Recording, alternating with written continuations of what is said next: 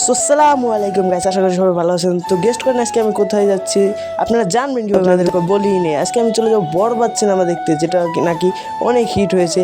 তো আমার সাথে আছে হাত ভাই, আর আমি বরবাদ সিনেমা দেখতে চলে গেলাম। আর আমি টিকিট কাউন্টারে দাঁড়িয়ে আছি। টিকিটের দাম প্রচুর চাচ্ছে গাইস। একটা টিকিটের দাম 200 টাকা, যেখানে একটা টিকিটের দাম ছিল 150 টাকা, 50 টাকা বেড়ে গেছে গাইস। সো তারপরে আমরা কিছুক্ষণ এখানে দাঁড়িয়ে আছি। সো দেখতে থাকুন বরবাদ সিনেমা আসলে কেমন ছিল। আর ভিতরে তোমাকে ভিডিও করতে একবারেই যাইনি। তারপর আমি 1 ঘন্টা দাঁড়িয়ে আছি বাইরে। আর কি আমরা অনেক আগেই চলে গিয়েছিলাম সিনেমা দেখতে, বরবাদ সিনেমা।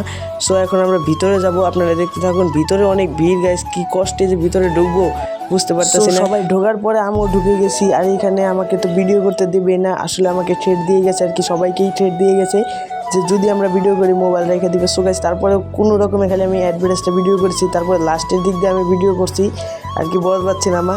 সো অনেক কষ্ট হয়েছে আমাদের এই ভিডিওটা করতে।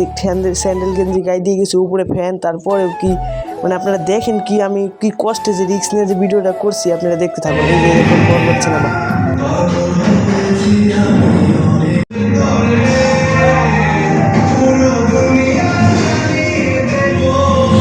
সো যারা যারা এই মুভিটা নিয়ে সমালোচনা করছেন তাদেরকে আমি কিছু বলতে যাচ্ছি। তার আগে আমি এখান থেকে বের হই, নয়তো আমার মোবাইলটা রেখে দেবে।